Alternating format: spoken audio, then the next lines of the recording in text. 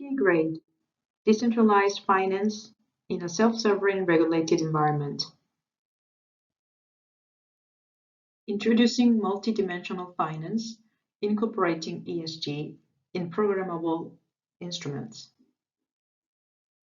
1. Smart contracts, a new vehicle for innovation in finance. 2. How can we construct an ESG bond using smart contracts? 3. What do we do with social and environmental credits? And 4. Conclusion. Smart contracts are a new vehicle for innovation in finance. We have seen the application of smart contracts in decentralized finance, DeFi, including collateralisation, lending and borrowing, and through the introduction of governance contracts. The ability to program financial instruments has big implications on existing instruments, and specifically the addition of further dimensions which are dynamic.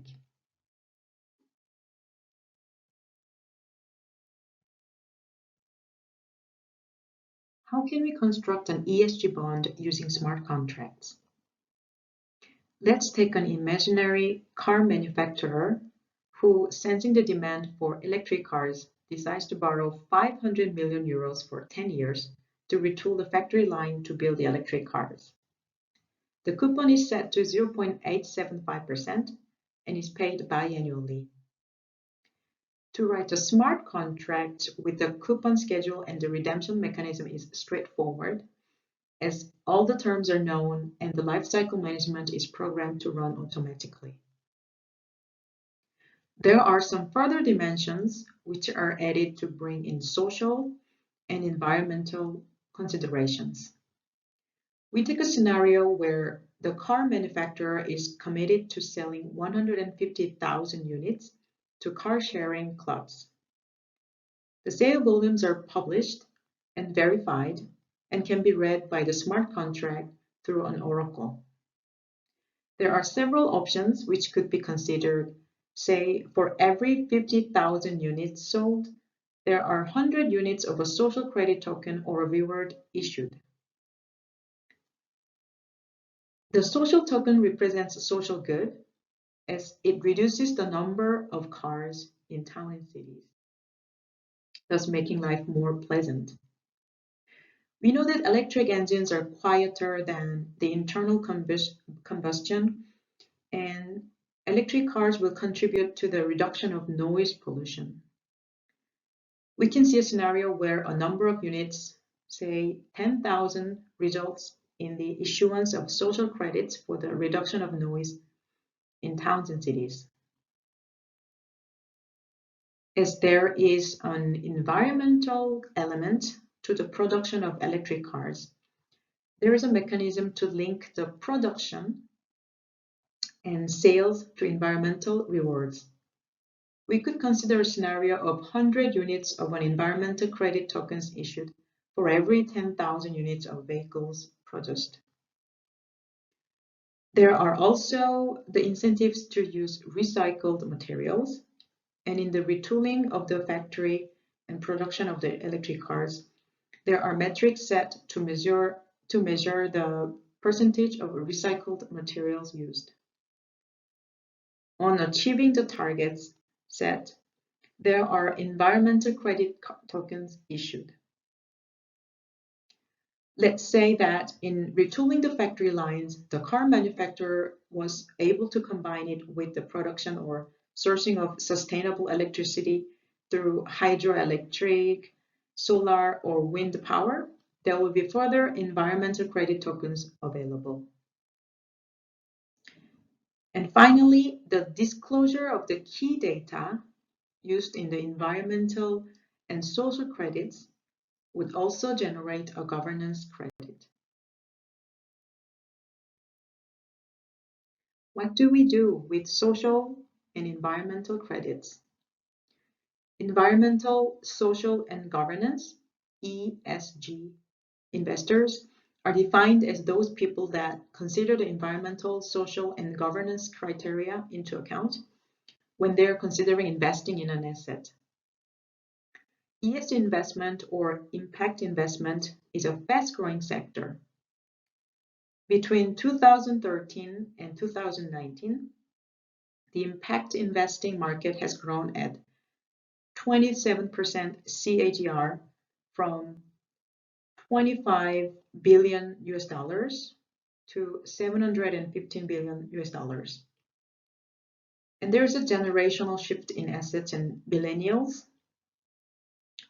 who are driving the demand for ESG assets are set to inherit the family wealth. 95% of millennials are interested in sustainable investment. The robust process in place to link metrics to social and environmental benefits and the generation of the social and environmental credits opens up some interesting opportunities.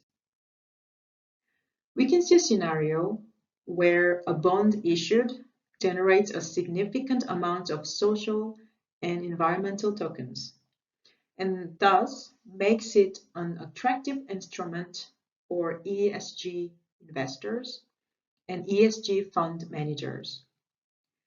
These incentives is of benefit not only to the ESG fund that can demonstrate clear goals and that the companies are achieving their objectives, it also benefits the issuer by increasing demand for its debt. There are some open questions when it comes to what is possible with the ESG credits. Should they be fungible and transferable? If they are transferable, then can they be traded so that companies needing to buy ESG tokens to offset their social and environmental adverse activities can do at the prevailing market price? We have a bad example of this with the carbon credit market. Fungible and non-transferable leads to the question to who accrues the benefits. Do they go to the company or to the investor or a split? If they are non-transferable, do these tokens accrue towards an ESG score of a company as an equivalent to a credit rating?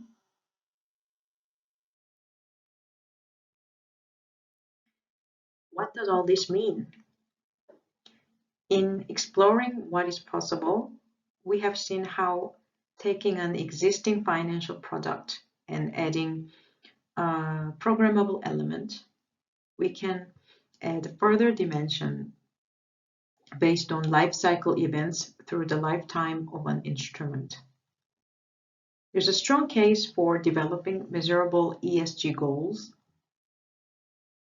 verifiable outcomes that feed into a financial instrument.